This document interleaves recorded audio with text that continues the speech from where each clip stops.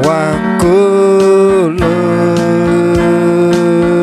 wankulu, wankulu, wankulu, oyela, oyela, oyela, oyela,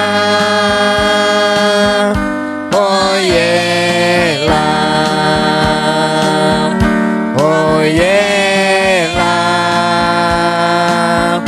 oyela, oyela, oyela, oyela,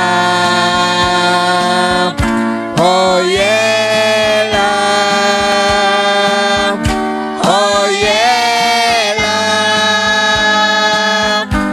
oyela, wankulu, wankulu, wankulu, wankulu, wankulu, wankulu, wankulu, wankulu, wankulu, wankulu,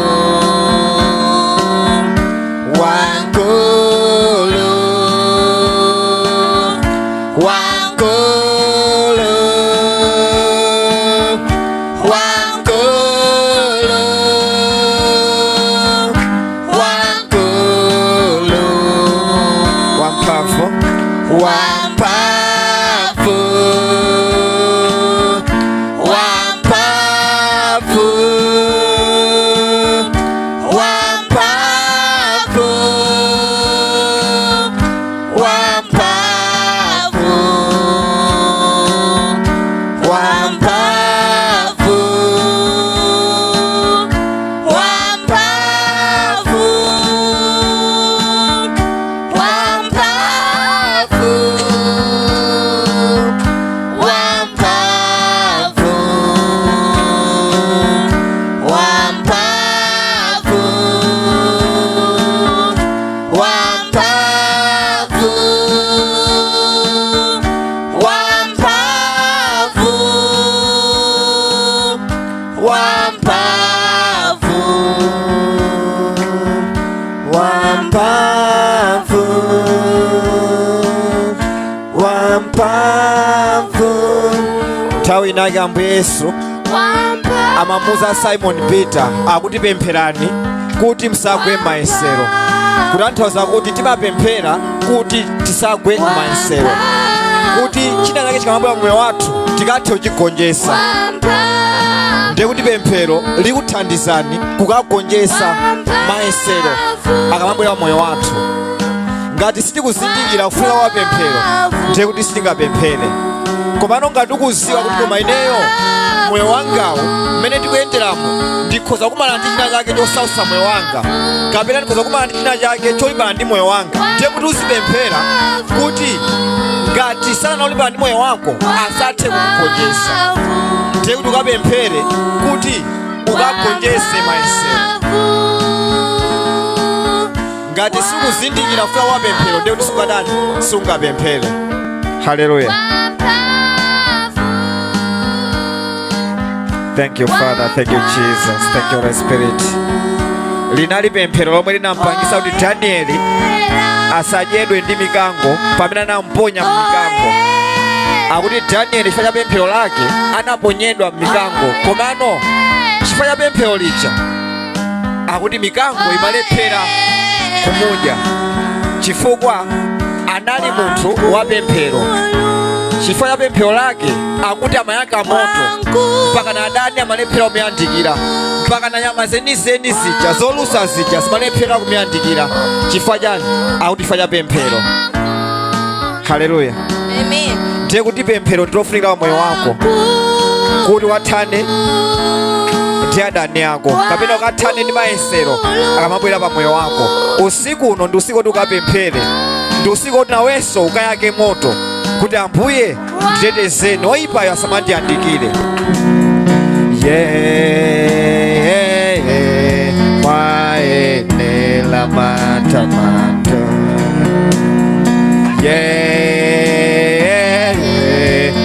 Mwayenera matamando, mwayenera matamando, mwayenera matamando, mwayenera matamando, mwayenera matamando,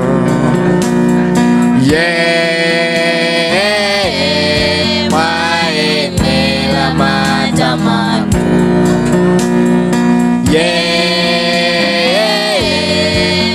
Mwayenera matamando, mwayenera matamando, mwayenera matamando, mwayenera matamando, mwayenera matamando,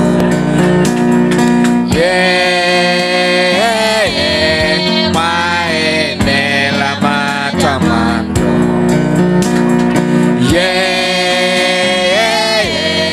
Mwayenera matamando, mwayenera matamando, mwayenera matamando, mwayenera matamando. Mwanakosa mwayenera matamando, mwayenera matamando, ayenera matamando, ayenera matamando, ayenera matamando, ayenera matamando. Mwayenera matamando,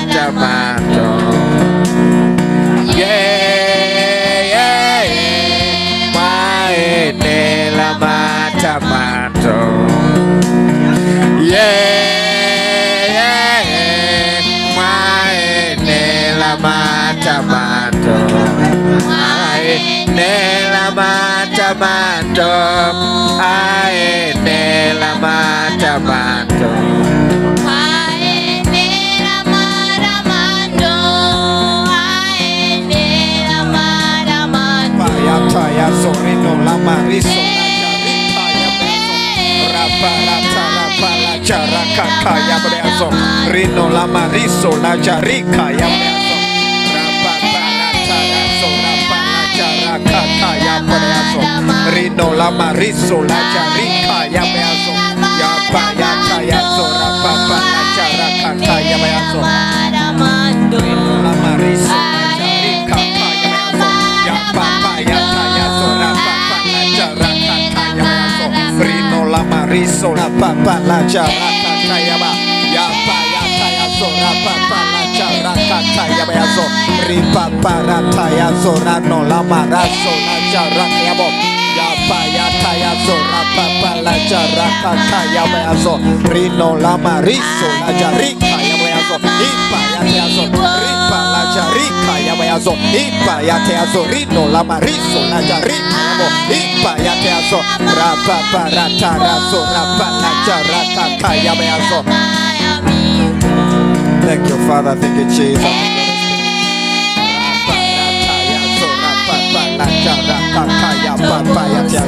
Rino la mariso la jarika kaya payazo rapa tayazo rapa la jaraka kaya payazo Rino la mariso la jarika kaya payazo rapa tayazo rapa la jaraka kaya payazo Rino la mariso la jarika kaya payazo Rino la mariso la jaraka kaya payazo ripa para tayazo.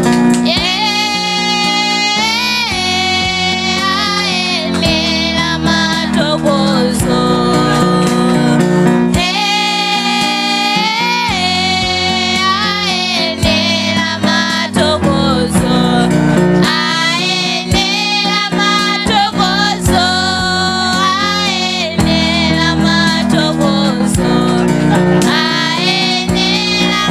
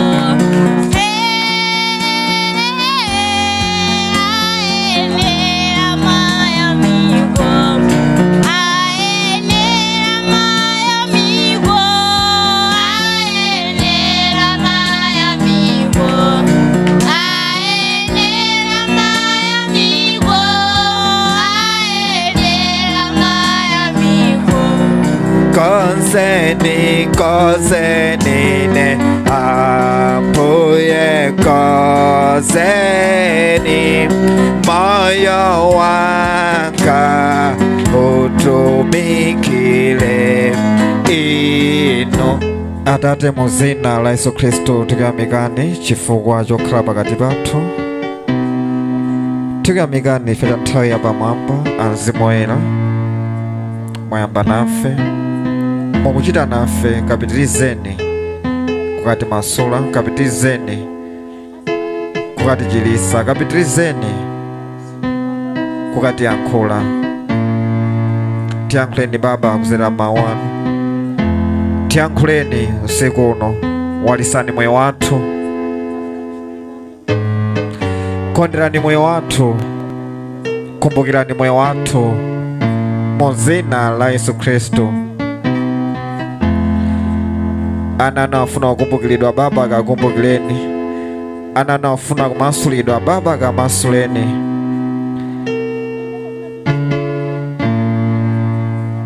Ana anafuna kusogoleredwa Baba akasogolereni. Paokha kulephera Baba akakwanisileni mu dzina la Yesu Khristu.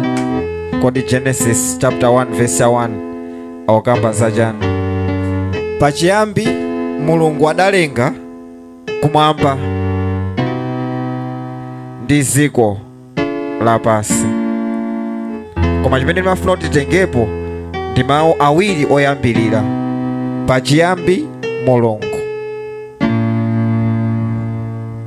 Akuti pachiyambi Mulungu.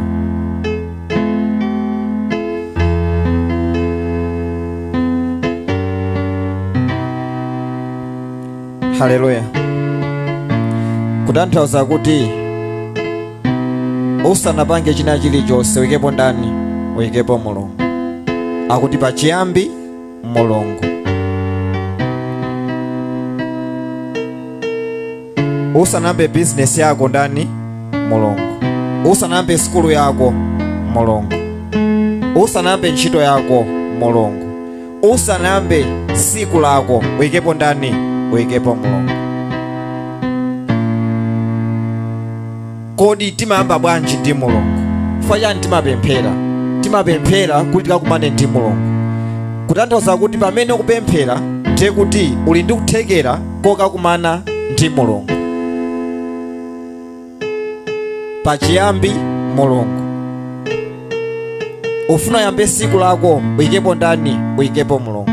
Akuti pemphero ndofunikira kwambiri moyo wathu, chifukwa ndi mpemphero mmene umatani umakumana ndi Mulungu wako. Chapter 1 yemweyo Genesis pa verse ya 5 akuti mazulo ndi usanawo kapena mazulo ndi mmawawo anawotcha chani? Akuti natchedwa siku limodzi. Haleluya. Kodi chifukwa chani sananene kuti mamawa, masana, kenaka mazulo kukhala siku limodzi? Koma kuti mazulo, akuti ndipo kudali mazulo ndiponso mmawa kukhala chani? Kukhala siku loyamba. Kutanthauza kuti siku limayamba ndi yani? Limayamba ndi mazulo. Ngati wewe ukuyamba kupemphera mamawa ndiye kuti uli kumbuyo. Koma ngati mungaonena kuti siku limayamba mazulo ndiye kuti ukuyenda kupemphera mazulo, ukuyenda kupemphera mamawa, ukuyenda kupemphera masana, katatu kameneko. Ndeno mamawa usanene kuti neyo ndipemphera mawa, usanene kuti neyo ndipemphera mamawa. Komano akuti usiku ndi siku loti weyo ngati ufuna kuti ukayambe siku lako bwino. Mawu akuti pachiyambi Mulungu analenga dziko lapansi ndi dziko lakumwamba. Ndiye kuti pachiyambi Mulungu. Pachiyambi cha business yako Mulungu. Pachiyambi cha siku lako uyikepo ndaniso? Uyikepo Mulungu. Komano siku lako sikuti limayamba mamawa ayi. Uzindikire chimenechi. Ndi pamene ambiri timadani timasemphana ndi mdalitso wa Mulungu, kapena timasemphana ndi chimene Mulungu akufuna. Chifukwa chake afiti amatani amatiwina kapena athakati amapeza kuti atani aulimbana ndi moyo wathu napita chisogolo. Chifukwa chani? Iwowo anazindikira kuti siku simayamba mamawa ayi, timayamba litiro, timayamba madzulo.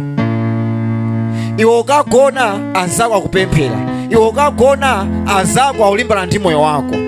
Mawu akuti pamene iwo olungama aja atagona, akuti oyipa uja anabwera nazazala zoyipa m'myoyo yawo. Oyipa samabwera mamawa, samabwera masanayi, amabwera madzulo, amabwera usiku. Nthawi imene weyo kugona ndi imene oyipa uja amaziwa kuti tsopano kwacha, ndiyambeko kuchita zanga zimene ngatani ndingakwanise, kuti olungamayo asatani asapeze mtendere.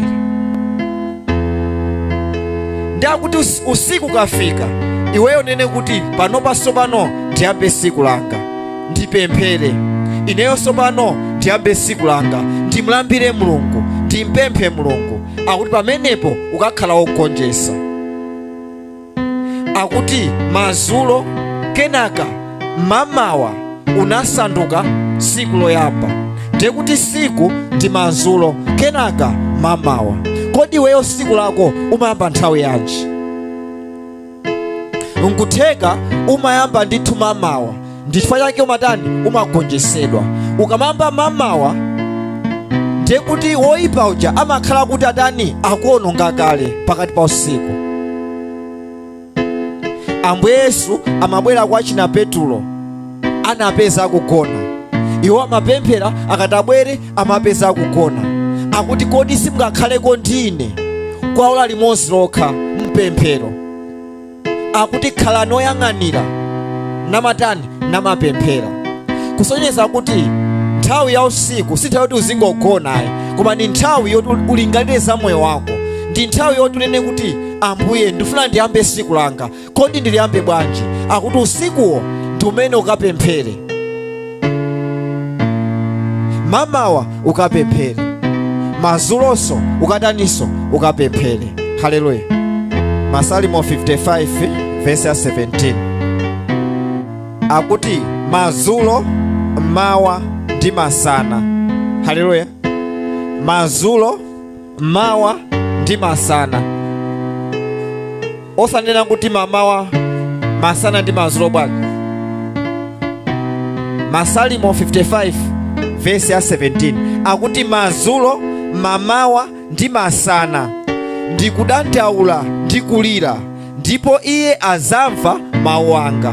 Iye azamva mawu ako nthawi yanji? Akuti madzulo. Upemphere madzulo, upemphere mamawa, upemphere masana. Akuti iyeyo azatani azamva mawu ako. Akuti nthawi imeneyi ndikulira ndikudandaula, kutanthauza kupemphera. Madzulo ukayena kuti ukapemphere, mamawa upemphere, masana upemphere. Siku lako likuyenera kuyamba madzulo. Madzulo ndi nthawi imene iweyo ukuyenera kuti moyo wako upange dedicate kwa ndani? Kwa Mulungu. Kuti Ambuye ndiupemphera, usiku wanga ukhale wabwino. Chifukwa chani? Ndi pakati pa usiku pamene oyipa amabwera kuzalimbana ndi moyo wako.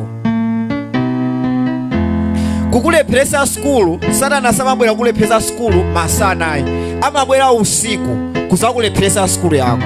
Amabwera usiku kuzakulepheresa ntchito yako. Amabwera usiku kuzakulepheresa business yako. Akuti iwo atagona, when men slept, akuti oyipayo anabwera nazazala zinthu zoyipa pa mioyo ya anthu ajawo. Akuti amuna atagona, akuti pamene oyipa anazabwera nadyesa kuti ameneyo asaberekenso. Ndi pamene njerekeza anabwera, pamene iye atagona, akuti anabwera napasa nazala china chake mthupi mwawo choti moyo wawo usapite kusogolo. Iwe kumada kuti maloto nalota ine ndi maloto andikuthamangisidwa, komano sizinathe bwino yayi. Chifukwa chani? Kugona kwambiri. Pamene Mulungu anatha kutumiza angelo wake kuti mwana wanga zuka kaye, iwe nangozuka kungosewesa foni ndi umagonanso. utagona kena pamene mdani amatani amabwera nazala loto losakhala bwino wa moyo wako. Chifukwa chani? Sunagwiritse bwino usiku uja, kapena sunagwiritse bwino mawu a Mulungu amene anabweretsa moyo wako. Ukazuka pakati pa usiku, sikuti Mulungu angokuzunsa kuti ucheze usewere, kapena ungotuluka kunja nalowanso yamba kugona, koma kuti upemphere, uzikonzekerese, chifukwa woyipa uja akubwera kuzalimbana ndi moyo wako. Sitimangozizimuka usiku ayi, timazizimuka ndi mngelo wa Mulungu. Kuti chifukwa chani filikoloko ndili maso, chifukwa chani thukoloko ndili maso, chifukwa chani nagona komano 11 koloko ndazizimuka. Sikuti wangozizimuka ayi, mngelo wa Mulungu akuzizimusa. Ukuyenda kupanga chani? Akukuuza kuti nthawi yakwana uyambe siku lako sopano. Siku lako likuyamba panopa, pemphera. Siku lako likuyamba panopa, mulambirepo Mulungu. Siku lako likuyamba panopa, werengako mawu. Akuti pamene upanga zimenezo ndiye kuti ukuzikonzekeresa. Pamene mdani wako azikabwera azapeza kuti weyo siku watani, siku waliyamba kale, siku lako walikiza kale manja mwandani mwa Mulungu. Sazakupeza ayi, azasakasaka osakuona pamene uli mutimo, uli mnyumba momwemo. Haleluya. Akuti pachiyambi Mulungu, pachiyambi Mulungu analenga ziko lakumwamba ndi ziko lapansi. Ndipo usiku kenaka mawa anautcha siku loyamba. Ndiye kuti siku lako likuyenda kuti likayambe ndi mazulo, kenaka mamawa. Haleluya. Ambuye Yesu anafa nthawi yanji? Kwa amene tikumbukira anafa nthawi yanji? Filikoloko filikoloko masane. Chifukwa chani anapanga zoti afe pa filikoloko? Fatika mawerenga mawu akuti panali kuchitira dala. Aja anakhoma mbali aja, asilikali aja akuti anapita kwa iwo namenya mabondo kuti atani afe nsanga, chifukwa amaona nthawi. Chifukwa siku linalo linali siku la Pasaka. Ndeno siku la Pasaka sinali siku loti anthu azigwira ntchito ayi. Amafuna kuti ntchito ija ithere paja, ithe nsanga. Ikamakwana cha ma 5 siku lina likamayamba, siku la Pasaka, Ambuye Yesu akhale kuti atani afa kale, anthu akangosangalala Pasaka uja kapena Easter ija, osati kuti ayi tikasungeka ya Ambuye Yesu ayi. Chifukwa chimene Ambuye Yesu anafa ngati filikoloko ndiye kuti kusogolo kwake uku amaziwa kuti aziyambako siku lina. Sikulo limayamba mazulo osati mamawa ayi. Akamakamba za siku limodzi kwa Mulungu akuti ndi usiku umawa kupanga siku limodzi. Akuti Mulungu analenga ziko lakumwamba ndi ziko lapansi, mazulo ndipo mawa zinapanga siku limodzi. Ndi akuti Pasaka imayamba mazulo.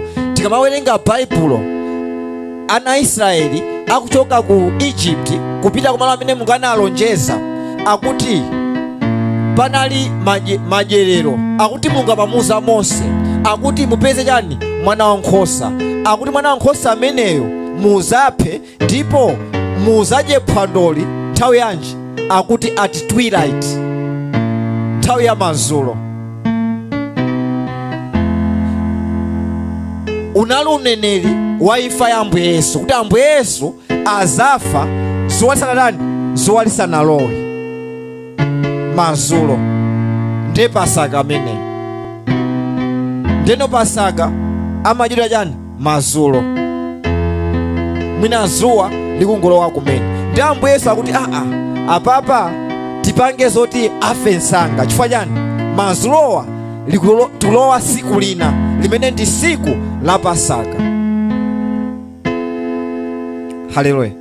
Ndi akuti siku lako uziliyamba mazulo, si mamawa. Siku limayambira mazulo.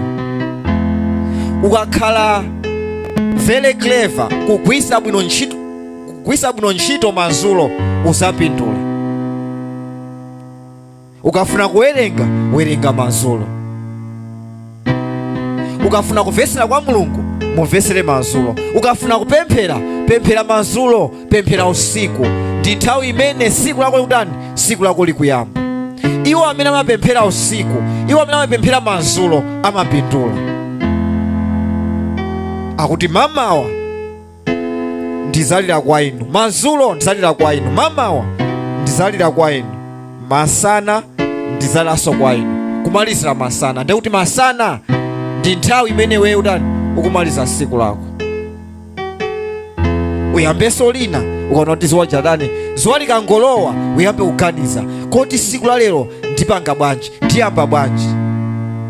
Akuti pachiyambi Mulungu, pachiyambi cha siku lako Mulungu. Mulungu akhala bwanji chiyambi cha siku lako? Pemphero.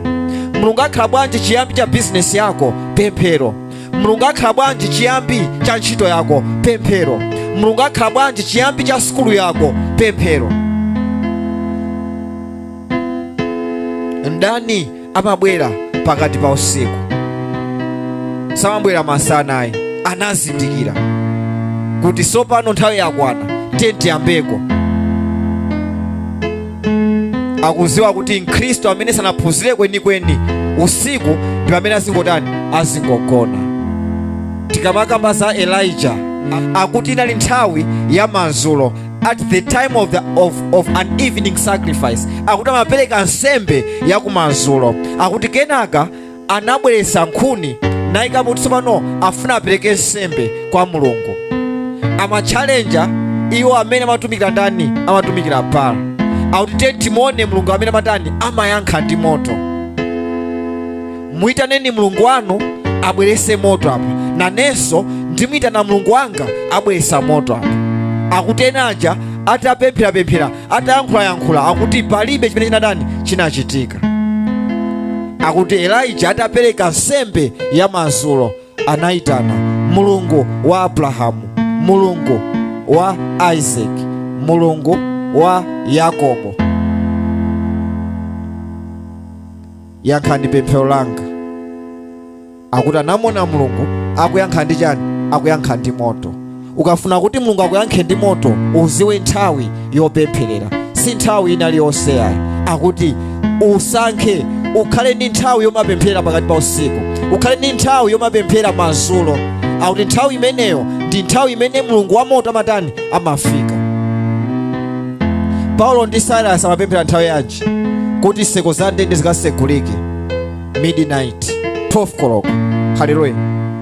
Alipo amene akonzeka lero kuti akapemphere 12 o'clock, nawenso nseko za ndende zikatani, zikasegulike. Pamene oyipa anakubisa pakatani, pakasegulike, akuyike poyera, zako ziyambe kuyenda. Chifukwa chani?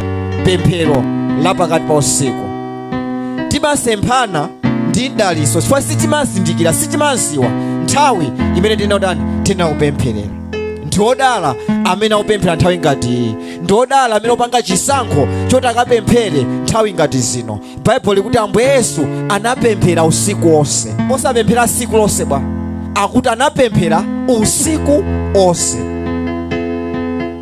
osati siku lonse. Akuti kutacha ndi pamene anakakumana ndi anthu namba kusankha. Akuti iweyo Yudasi ukhala ophunzira wanga, iweyo Peter ukhala ophunzira wanga. Akuti anasankha ophunzira onse okwana ngati 12. Koma ife simativuta chifukwa chani? Timasankha iye amene angakhale pafupi nafe, osapemphera. Anthu ukufuna basi pona neso ndimafuna mwamuna, basi zikhale momwemo, ziyendapo zero. Akuti Ambuye Yesu amaziwa kuti anthu amene ndikuwafuna papawa ndi anthu oti nditumikira nawo kwa nthawi yayitali, ndikhala nawo kwa nthawi yayitali, sitingangosankha chisawawa ya. Koma inuyo banja limene machita kuti munthu yuyu ndi mpaka na imfa yanga. Komano timangotani, timangoyamba mwachisawawa, osapempherapo. akuti Ambuye Yesu anapemphera usiku onse. Kutacha ndi pamene makasankha ophunzira. Chifukwa chani? Akuti pemphero lija linasegula maso awo kuti uyuyu sofunikira ku ufumu wanga, uyuyu sofunikira koma amene. Akuti Mulungu alipena paliponse. Timoze akuti Mulungu alipena paliponse, koma Mulungu suzampeza pena paliponse. Ayi. Tikamawerenga mawu omwewa akuti God dwells in darkness. Mwina ena anu pamene mwina move kodi chifukwa cha nthawi kafuna kupemphera mnomo timazimisa mapapu athu. The Bible says our God dwells in darkness. Akuti samapezeka poyera ayi, ali kobisika. Mzimu wa Mulungu alipena paliponse, komano akafuna kucheza ndiwe sazacheza ndiwe pena paliponse. Ayi, sizimakhala choncho. Mulungu alipena paliponse, komano ukakumana nayo pamene inuyo mwadani mwagwirizana kuti malo awa ndi amene tizikumana, nthawi yake izikhala nthawi yakuti. Akuti pamenepo ukakumana nayo Mulungu amene. Mulungu salipena paliponse, kapena sunga kumane nayo pena paliponse. Haleluya. Alipena paliponse, koma kukumana simungakumane pena paliponse. Ukuyenera kuzindikira kodi ndi malo ati amene Elijah anakumana ndi Mulungu, kodi ndi malo ati amene Ambuye Yesu anakumana ndi Mulungu, kodi ndi malo ati amene Danieli anakumana ndi Mulungu. Mawu akuti Danieli atangopereka nsembe yakumadzulo, akuti akulingalira, akuti anazindikira, akuti aha, ndaziwa mfumu inalota maloto, komano inabalika tanthauzo osatani osabwera. Kodi zitanthauza chani? Anaitanisa anthu amderalo amene amati koma wawa nde amatha kutambasula maloto. Anauza mawu amodzi akuti nuyo ndimakuziwani ndinu aboza kwambiri. Ndeno ngati mulidi oona, ngati di mumaona dizenizeni, choyamba mundiuze kaye inuyo maloto amene ndalota. Osati ndikuze maloto komano inuyo mnene nokha kuti afumu malota maloto akuti ndipo zitanthauza zakuti. Anthu aja kuti zimenezo zosatheka, kulibe munthu amene angapange zimenezo.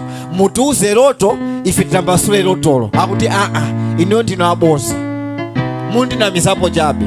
Koma kuti ndiziwe kuti zimene muyankhulazo ndizoona, choyamba mundiuze maloto amene ndalota.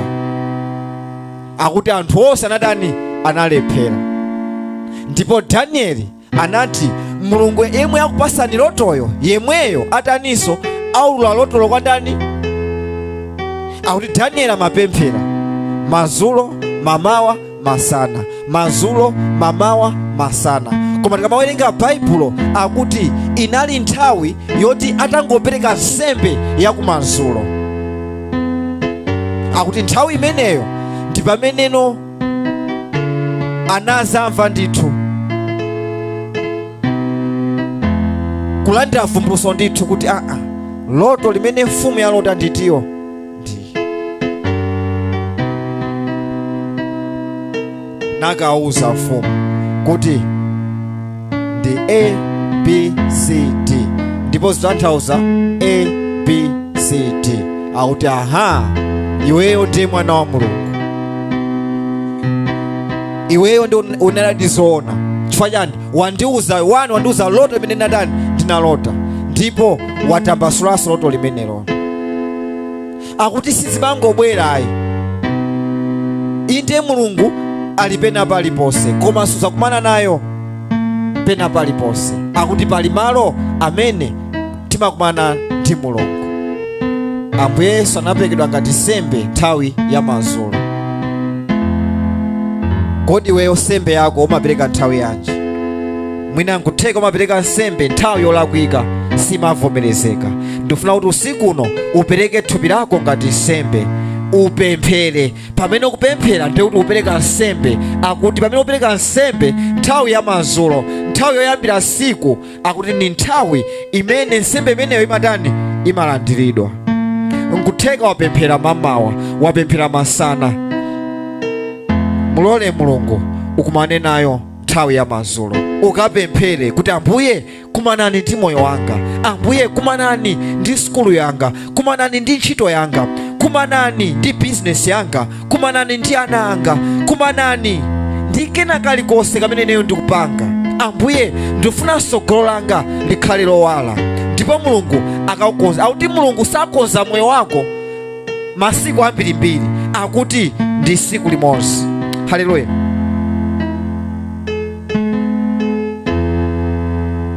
Hana mapemphera siku ndi siku, komano linali siku limodzi limene Eli ananena mawu akuti zichitike monga mmene wapempherera. Nawenso siku ndi limodzi, sikufunika masiku ambirimbiri ayi, siku ndi limodzi limene Mulungu afuna kuti angoyikapo signature pa skulu yako, angoyikapo signature pa moyo wako, pa business yako, pa ntchito yako. Ndipo signature imene ikangoyikidwa uwona kuti zako zamba kuyenda, zako zambopita chitsogolo. Chifukwa chani? Wamkulu wayikapo ndithu, wasimikiza, wapanga establish kuti wewe moyo wako upite pena pake.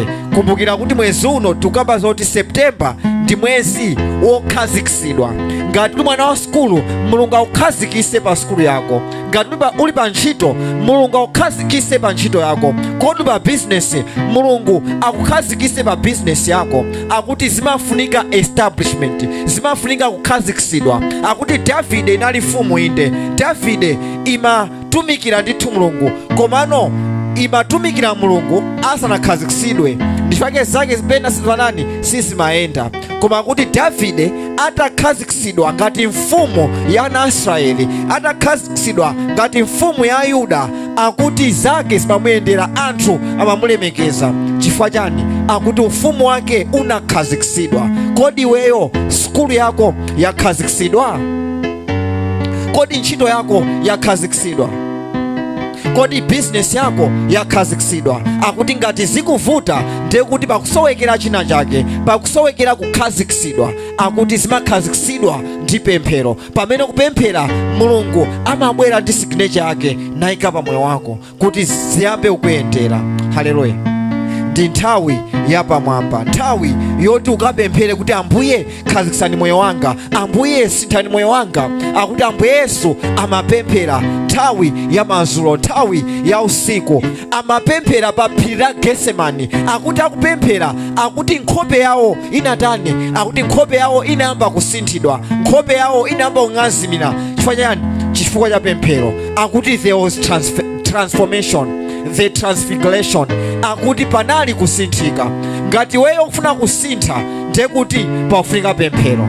Ngati weyo ufuna kuti skulu yako ichoke pa level iyi ipite pa level ina yake, pafunika chani? Pafunika transformation.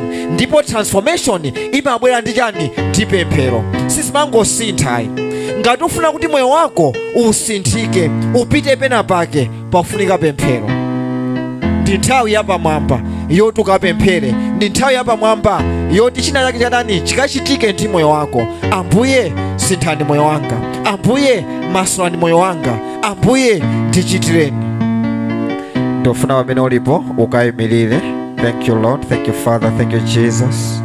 Kuti Ambuye ndifuna ndikumane nanu, ndifuna ndikumane nanu.